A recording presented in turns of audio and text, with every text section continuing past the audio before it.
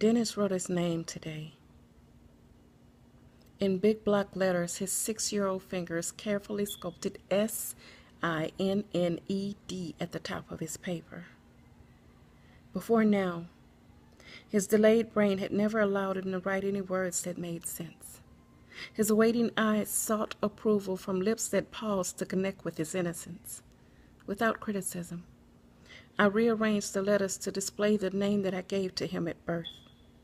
Upon intake of what was written, he became hysterical, ran to the corner of the room, screaming and grasping his pants tightly around his 12-inch waist. He was convinced that I was wrong, swore that his teacher would punish him if he wrote it that way. So I became the enemy.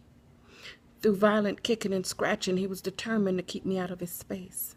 In my effort to calm him down, I tasted fear through beads of sweat that burst through from the deepest regions of his soul, and after 10 minutes of cuddling this tiny stranger, he managed to escape the rage that emboweled him, and then he asked, "Can God come to school with me tomorrow?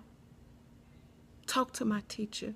Make him stop hurting me. Erase my name from the list of 2 kids named Dennis who can't go out for recess. Sometimes it hurts when I sit down, Mommy.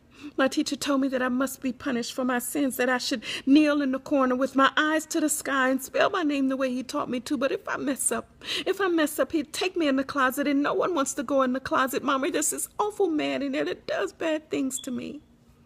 He makes me pull down my pants. And then he pulls down his. I scream, but no one can hear me. Sometimes it hurts when I sit down, Mommy. I don't want to go to school anymore. I sit in the back of the classroom, hoping that he can't see me. I don't raise my hand for nothing. The other kids make fun of me, call me the dumbest kid in class. I'm not a dummy, Mommy. I'm just too afraid.